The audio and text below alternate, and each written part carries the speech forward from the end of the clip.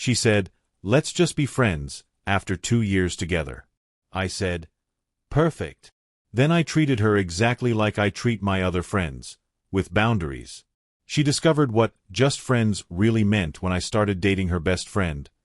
Asterisk asterisk. She looked at me like she was doing something noble, like letting me down gently was some kind of gift I should be grateful for. "Let's just be friends," she said, carefully, like each word was being placed on a pillow to soften the blow. 2 years of being her boyfriend. 2 years of showing up, staying loyal, and giving her every ounce of my time, my heart, my plans for the future, and she wanted to call it a friendship now. A downgrade with a smile. But I didn't argue. I didn't beg for a second chance or ask what went wrong. I just nodded and said, "Perfect." That one word. It threw her off more than any meltdown could have. Because in her mind, just friends meant I'd still be around. I'd still answer the phone at 2 a.m. when she felt lonely. I'd still validate her new haircut. Still help her move apartments. Still be the emotional support guy while she went off to find someone more exciting. But what she didn't realize was, I took her seriously. She wanted to be just friends. Cool. That comes with boundaries. So I gave her distance. I stopped checking in. Stopped reacting to her stories. No more late-night heart-to-hearts. No more dropping everything to be there. I wasn't cold, I was clear.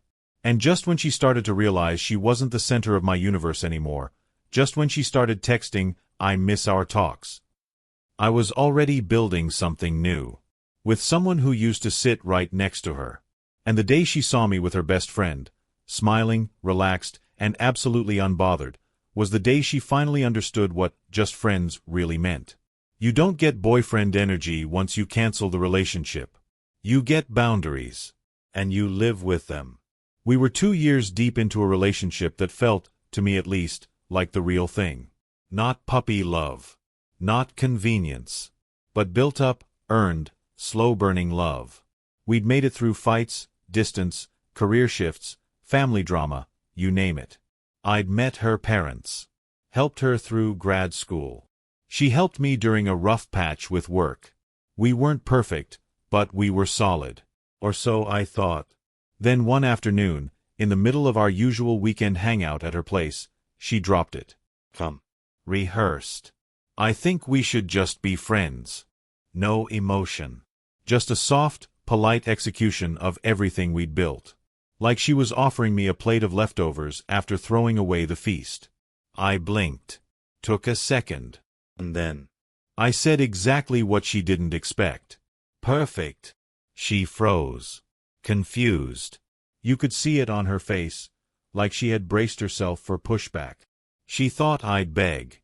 She expected me to say, "Why?" Or, "Can we talk about this?" Or, "Is there someone else?" But I didn't ask anything. Because in that moment, everything became crystal clear.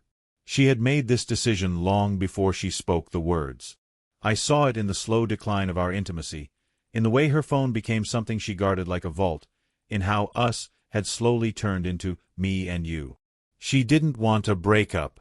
She wanted control. By offering friendship, she could keep me around. Keep me emotionally available, gently orbiting her world, waiting in the shadows while she dipped her toe back into the single life, just to see what else was out there. And if that didn't work out, I'd still be there. Loyal. Patient. Familiar. But I wasn't going to be her emotional crutch. So when I said, "Perfect," what I meant was, thank you for telling me exactly where I stand. Now allow me to respond with the same clarity. From that day on, I gave her nothing but pure, platonic distance. No check-ins. No, "just saw this and thought of you," texts. No favors. No shoulder to cry on. I didn't even like her posts anymore. She had asked for friendship, and I treated her the same way I treat my other friends, with boundaries, with space, and without emotional labor. At first, she acted like she was fine with it. She even told a mutual friend how mature I was being. But I could tell from her subtle attempts to reel me back in, random memes, late night, "I miss our talks" messages, old photos showing up in my inbox. She was starting to realize this wasn't what she meant by just friends. She thought she could have the comfort of me, without the commitment. But I don't do half relationships. And the best part? I wasn't even trying to get back at her. I was just being honest. She wanted friendship. I gave it to her. Exactly how real friends do it. With limits.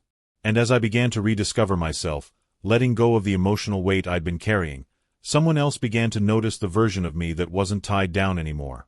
And she had no idea it was someone far too close for comfort. After the "let's just be friends" conversation, I didn't slam any doors. I didn't disappear in a blaze of blocked numbers or dramatic social media rants. I just stopped showing up the way I used to. Because she made it clear that I wasn't her boyfriend anymore. So I stopped acting like one.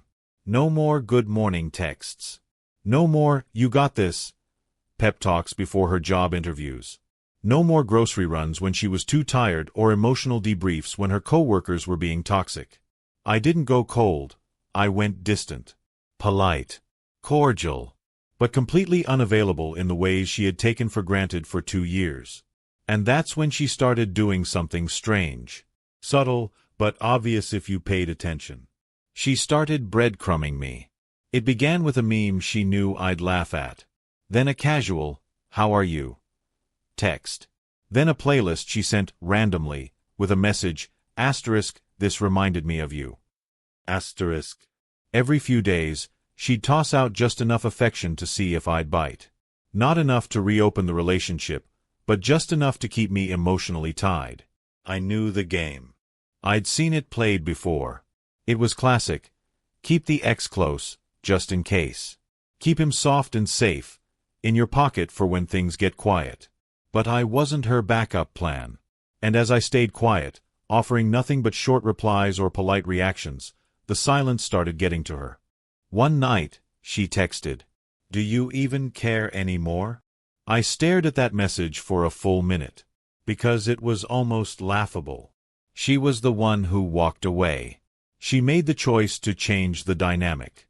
She thought I'd keep investing even after she pulled the plug.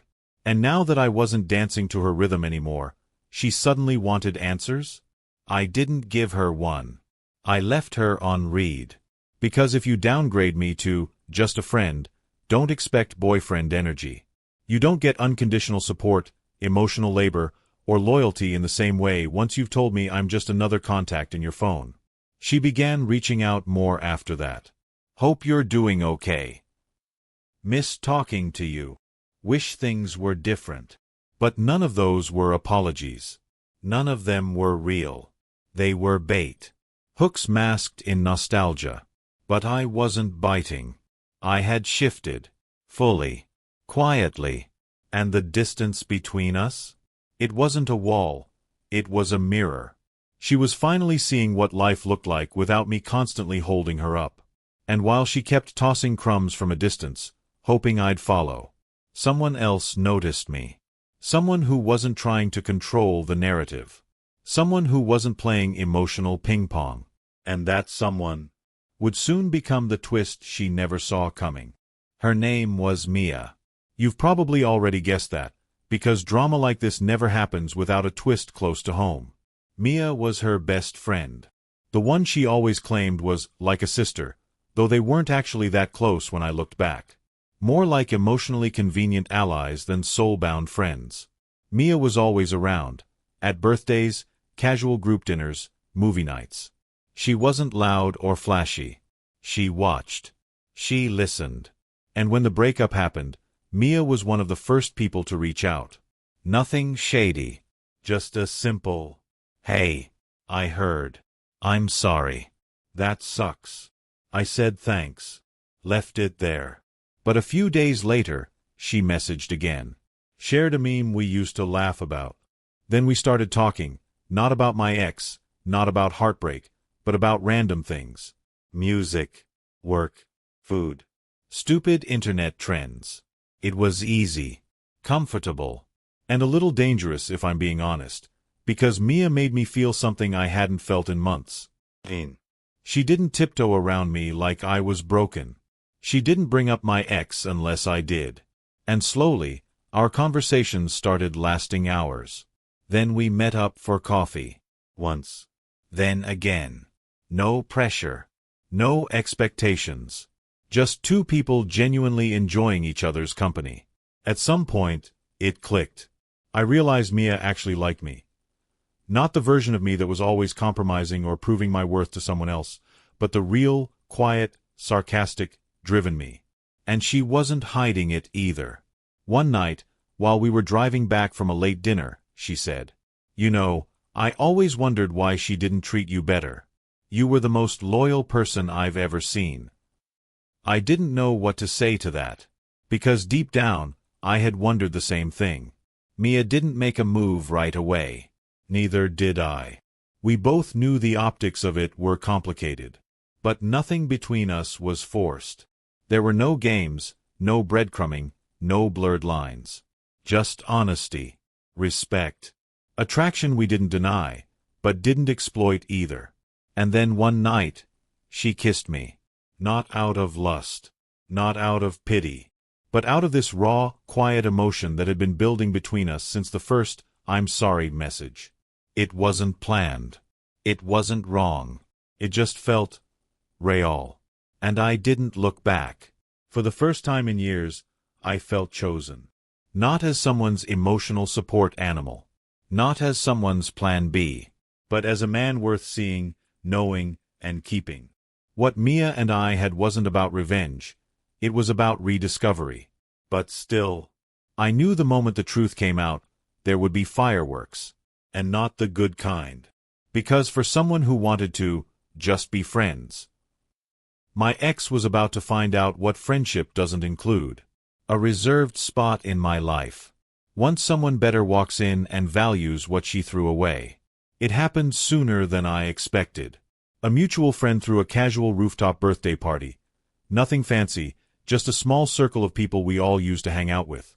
I hadn't planned on going initially, but Mia said she'd be there, and by then, we'd stopped pretending that we were just talking. We were dating. Quietly, respectfully, but genuinely. We agreed to show up together. Not to flaunt anything. Just to stop hiding. The moment we walked in, I knew she was there. My ex. She was standing near the drink table, laughing a little too loud, surrounded by people who didn't even know the full story. She looked good, like she was trying to look unbothered. Confident. Carefree.